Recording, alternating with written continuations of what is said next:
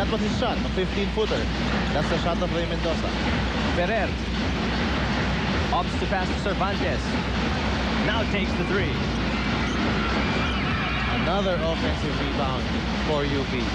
Coach Rico Perez must be going nuts right now. Walang rebound, offensive or defensive rebound ng kanyang team. But they come up with a steal as King fights for it. Malagueño. Nice pass to Fernandez for the easy two.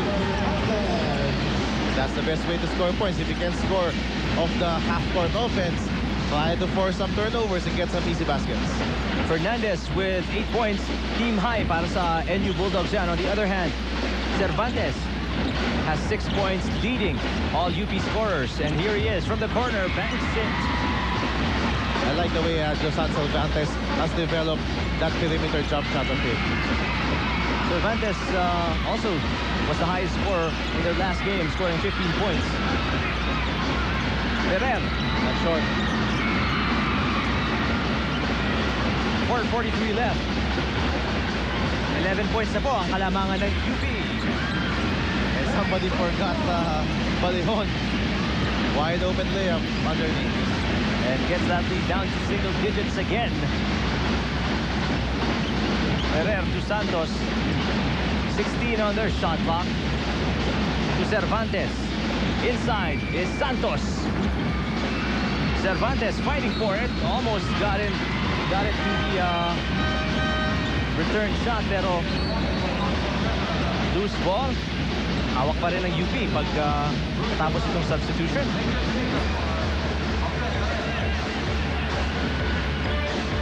And here, that was that nice pass by King. Brought to you by Nescafe Ice. Do the move, that Cool as Ice assist. Santos inside, nice pass. David. And gets fouled by Balihon. And look at UP. All 5 players of the UP Fighting Maroons inside the paint contesting that offensive rebound. You have to admire the way their big guys work hard for those rebounds. Santos, Quebral, guys like David, and also their small men like Toti Almeida. They're really battling it out there. UP so far having the height advantage against NU Bulldogs. Pinakamalaki lang ng Bulldogs in the ball game right now is Mendoza. And second to him is Balihon at 6'3". And that is why may hirapan talagang kumuha ng defensive rebound ang big men ng NU Bulldogs. Let's talk to Hazel. More concentration is needed for the Bulldogs to catch up in the second quarter. They have to pay attention to the movement away from the ball because that's exactly where they want to get their high percentage shots, off the movement. Coach Rico Perez berated his boys for being impatient on offense and for wanting to take the shot right away. He reiterated that they cannot run with UP. They must force the Maroons to slow down. Eric and Mark. Agbayani gets fouled as he went inside. Second foul on Balihon. The 2 free throws here for Agbayani. And I think allow me to take this opportunity to greet my wife a happy birthday. She celebrated her birthday yesterday, actually. Wow, belated happy birthday to Mrs. Molina.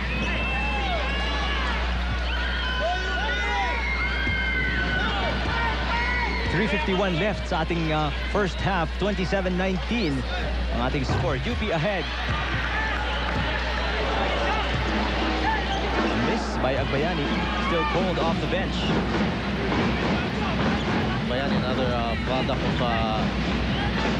of San Beda. Actually, a lot of San Beda players in the UP team.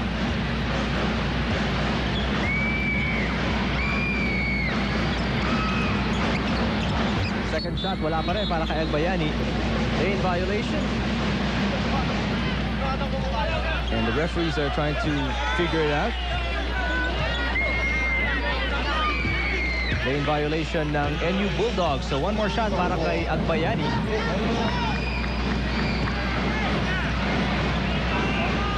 It's an 8-point lead by UP. As the NU Bulldogs really have struggled offensively and defensively. As you see, David with an easy rebound and putback. You always have to mark David if you're playing against him because he is relentless of that offensive force. Continuous action yan, very aggressive. Ito si Nestor David. David currently with 5 points in the game. Mendoza inside against two fighting Maroons and travels. Right now, you can see Mendoza playing with a lot of gigil with Tawagin because he was not getting touches earlier on.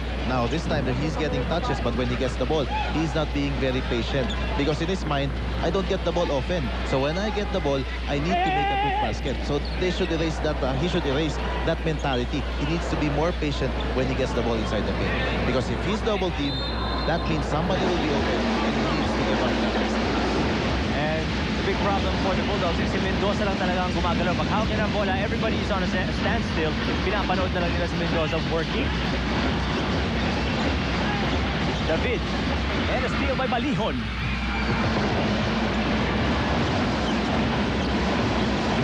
Okay. And they move the ball around Malagueño inside. And a block. Relentless defense ng UP Fighting Maroons. And there's a foul against.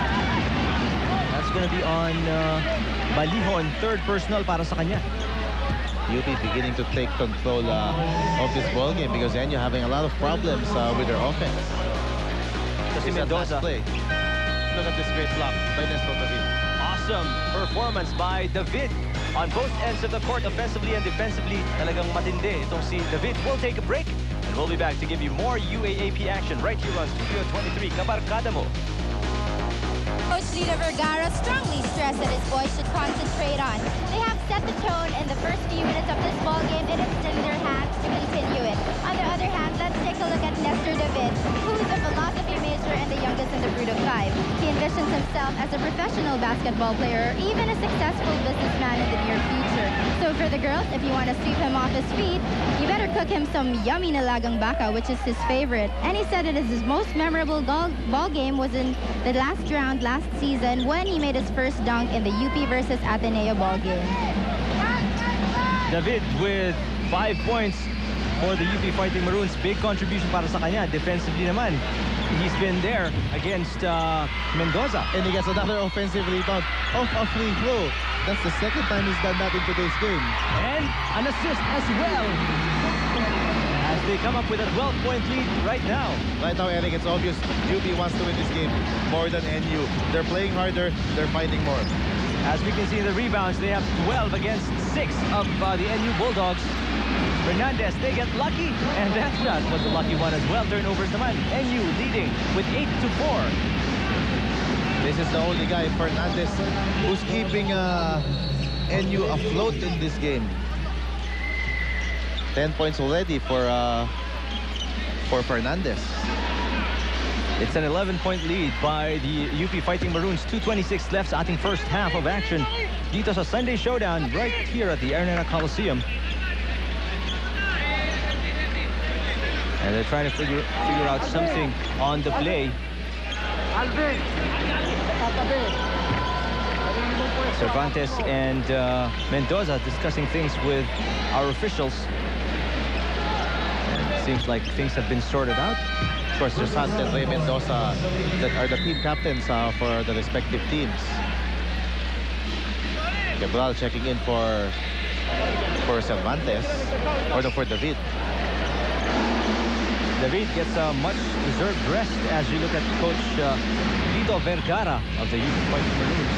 We failed to mention earlier that even their coach had an injury problem, although he was hospitalized for a while, and Lito Vergara missed 3 or 4 games this season. So that, of course, also had an impact on why UP had a slump during the middle part of the first round.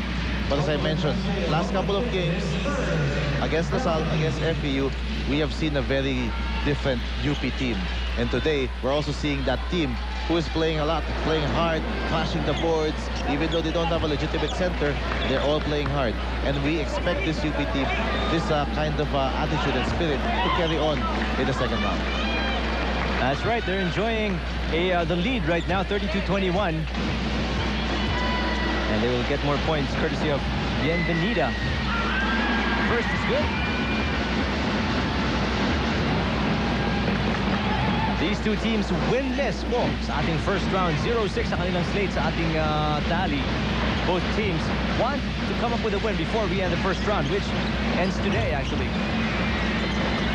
Santos fighting hard for the leather. He gets fouled. You know, Eric, this is just unforgivable if you're a coach. NU is giving up offensive rebounds off free throws. That is the third time it has happened in this ball game. And for a coach, that is a mortal sin. The free throw is the easiest to rebound because you already have inside position. It just shows that guys like Santos and David, they're attacking and crashing the boards a lot harder than the big men of NU. And of course, poor box out skills nitong NU Bulldogs. Aside from the fact that talagang medyo maliit sila compared sa big men ng UP Fighting Maroons. And of course, Abby Santos, the league's leading rebounder, averaging 9.83 boards per game. 1 out of 2 para sa kanya. 5 points para kay Santos.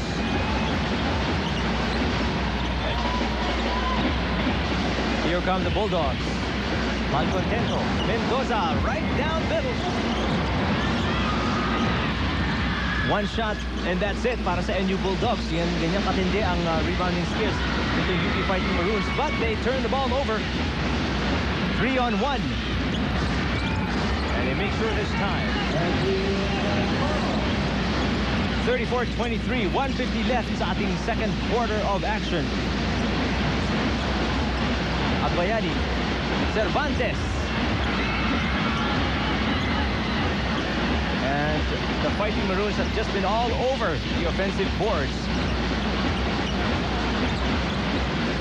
And they want Abby Santos to set up. They get him the leather against Mendoza. Fakes, brings it inside. Power move is not good para kay Abby Santos. Asoro, nice shot. Konting tulak pa dun, pero that was a let go by the referees. What an acrobatic shot from Asoro. This rookie shows a lot of promise. You know, si Edwin Asoro with his athleticism and his length. Agbayani sidestepping, and it is an offensive foul. So NU getting a little bit of momentum here in the end of the second quarter. They've cut the lead down to 9 points with a chance to even cut it further. And this amazing fast break is brought to you by Milo Asoro with a nice little mini push there. And then the layup. Asoro currently with 6 points in the game. And Katamora sees action for the first time. Less than a minute remaining for Katamora to work up a sweat. Malcontento against Cruz to Fernandez. Ito na naman, mabalik na naman ng NU Bulldogs to their one-on-one tactics, which have not really helped them at all. Cruz, nice crossover, and the easy layup. And no help defense again for NU. Cruz getting past Malcontento. Nobody was there to provide some sort of help defense. Malcontento was left eating the dust of Cruz right there in the last play. And Mendoza trying to assert his presence inside. Makes a move and gets fouled. That off Quebral.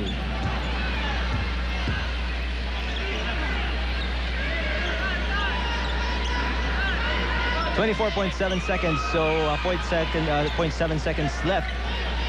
Or 0.7 seconds differential sa ating shot clock as we look at our Smart Buddy instant replay. That nice Cruz crossed over. And the easy layup.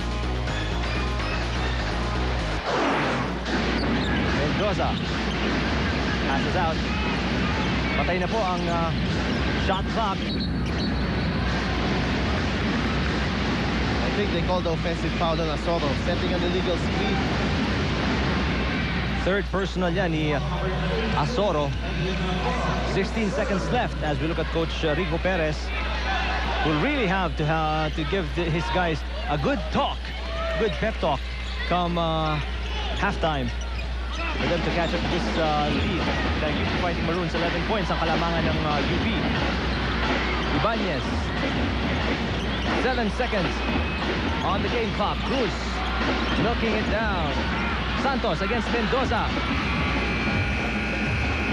Didn't get it off on time. That was very close. Very, very close.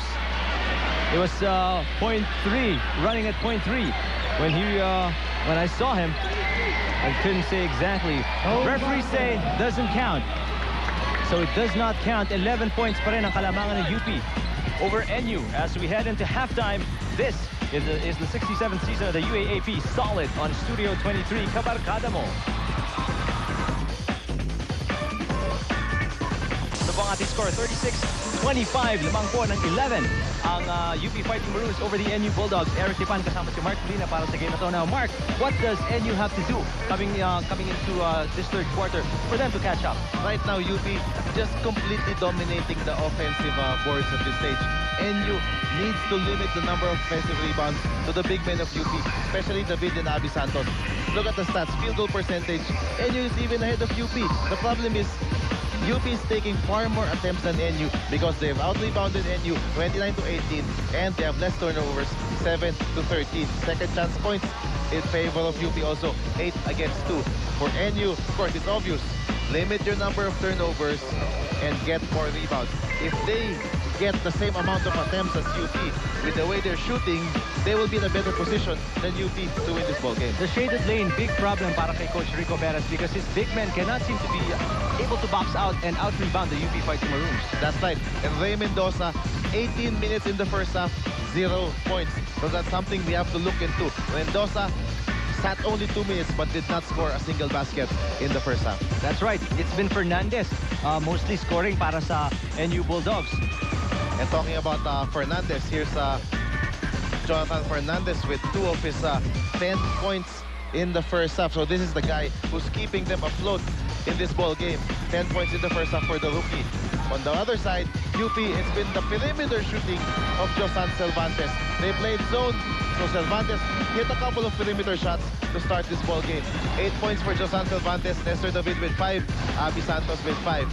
NU, Fernandez 10, Asoro 6, Polenya 5.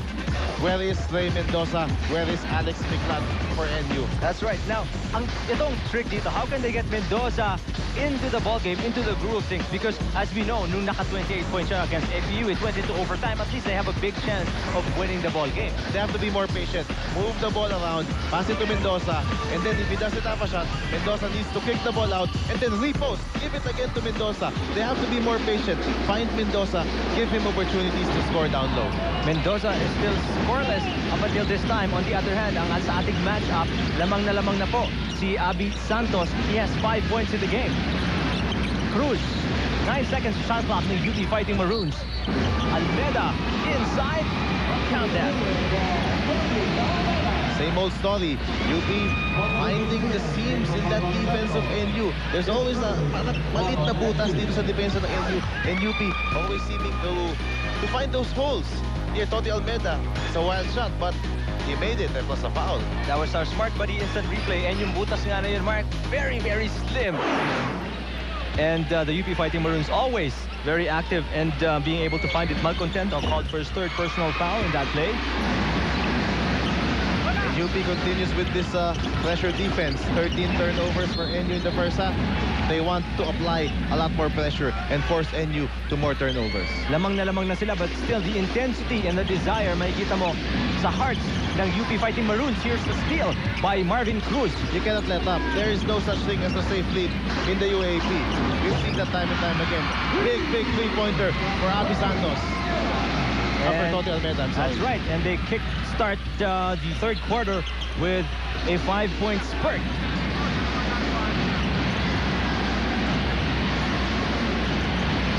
And the Bulldogs seem to be lost at this point. And they were rattled by that 5-point possession ng UP Fighting Maroons. 3 seconds of shot clock. And there's an offensive foul committed. That's on Molina as he tried to drive inside. And this 3-point shot by Almeda being brought to us by Smart Buddy.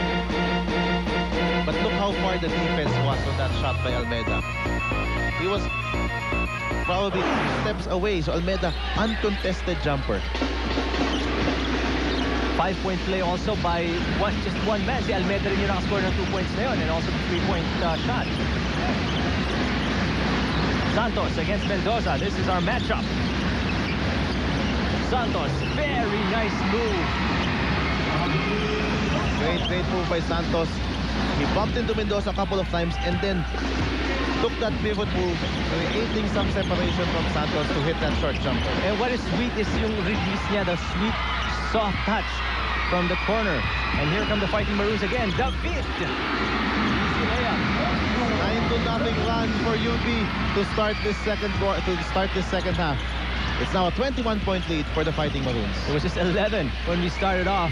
And in less than 2 minutes, naging 21 na po ang kalamangan ng UP Fighting Maroons. Finally, the Bulldogs hit the scoreboard. 12 points para kay Fernandez. And again, it's Fernandez taking the basket for NU. 7:50 remaining. Cervantes. So far, the top scorer para sa Fighting Maroons. Very patient ang kanilang offense. Never forcing anything. 4 seconds of shot clock. Almeda finally releases. And a foul against Asoro as Cervantes was trying to go for the putback. Again, UP making NU pay with another offensive rebound. And Josan Cervantes had 7 rebounds in the first half. And this amazing fast break is brought to you by Milo. Yung tira ni David. Very nice floater there. Fourth personal foul na ni Asoro. And that could be trouble as he is the second leading scorer para sa NU Bulldogs with 6 right now, right behind Fernandez. Very solid numbers for Josan. 8 points and 8 rebounds. So on his way to a double-double, si Josan Cervantes. Again, in case you just joined us, magandang hapon sa inyo lahat. This is the 67th season of the UAAP. Solid on Studio 23. These two teams, wala pang panalo sa ating first round. 0-6 ang kanilang tally. And they're dying for a win. It seems UP wants it more than NU, but we'll see if they can turn things around here in the second half. Almeda, very aggressive on defense, almost coming up with a steal against Fernandez. Asoro takes a seat.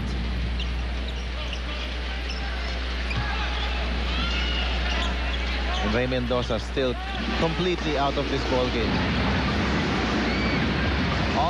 All he has done are rebounds so far para sa NU Bulldogs. He's always been outpositioned by Ami Santos. Inside, Mollena swarmed by the Fighting Maroons, and ultimately there has to be a foul somewhere there. And let's talk to Hazel. If looks could kill, the Bulldogs must be dead by now. In the dugout, Coach Rico Perez stood there in silence, stared at his boys before lashing out on them, saying that they are showing no intensity at all. They have to go for the ball. The ball will not just fall into their hands. They have to go get it. According to Coach Rico as well, the only way to get back in this game is to limit the possessions of UP, just like what you said earlier, Mark. Now, on the bright side, in spite of being out of their groove in the first half, they are still in this game as there are 2 more quarters left in the game. And how elementary for Coach Rico Perez and his words during halftime. They did play hard. That's the bottom line. If you don't play hard in this league, the other team plays hard, you will get beat. And that's what's happening right now. So Coach Rico Perez knows this, and he is instilling it into his boys that, guys, we still have a lot of time, but we got to play hard this second half. King falling awkwardly there. Good thing he just gets up and shrugs it off. In what Coach Rico Perez said and his sentiments, probably at this point in time, he probably has said everything and anything that can be said in the course of the first round of the 67th season. But the thing is, mukhang hindi tumatalab sa players niya yung kanya sinasabi. There's certain games when the coaches, you need to throw away the X's and the O's and just make sure your players are motivated to do their best and reach their potential in this ball game. And for NU, this might be the case for the second half. Santos. Pass was a little too strong, but it could have been a beautiful play. That was almost an assist by Cruz. One of the very few turnovers na makikita mo na kinocommit ng UP. 47-29. UP ahead with 7:04 left sa ating third quarter, and a steal by Marvin Cruz. And the Fighting Maroons are just really all over the place right now. Out-hustling, outplaying each of the Bulldogs. Santos double team, doesn't matter. That's the Marvin Cruz we all know. Getting into the teeth of that defense and dropping it off to the big man of UP. And Marvin Cruz coming in a little too fast and couldn't control his own speed. Commits the foul. And Marvin got a little bit excited in that play. Here's that last play. Baseline penetration and drop off to Abby Santos. That was a nice assist by Marvin Cruz. That cool as ice assist was brought to you by Nescafe Ice. Do the move. UP, despite the lead, 11-point lead coming into this third quarter, talagang they became more aggressive as can be. That resulted in a 20-point lead. Fernandez, currently the top scorer, couldn't knock that one down. Marvin Cruz.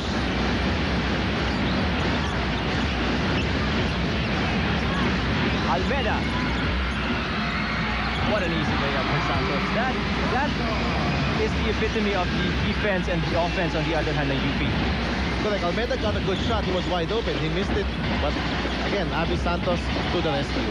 Perfect example of how there's a lack of defense by the NU Bulldogs as Mendoza elbowing Santos out of the way, called for the personal. Second on Mendoza.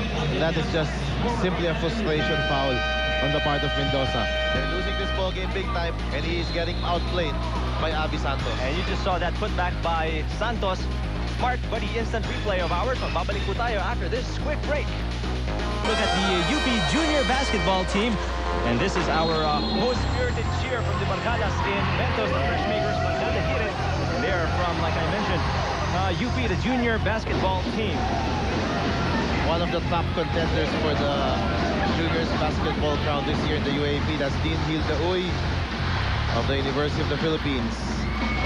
I'm sure she's very happy because UP on its way to another victory, and Professor Kiko Diaz, the head of the technical committee of the UAAP. And that's Glenn Perez of the University of the East. Enjoying the action live at the Araneta Coliseum. Sunday Showdown po ang tawag namin dito. Come down if you can. And if you won't be able to, you can watch us live on Studio 23.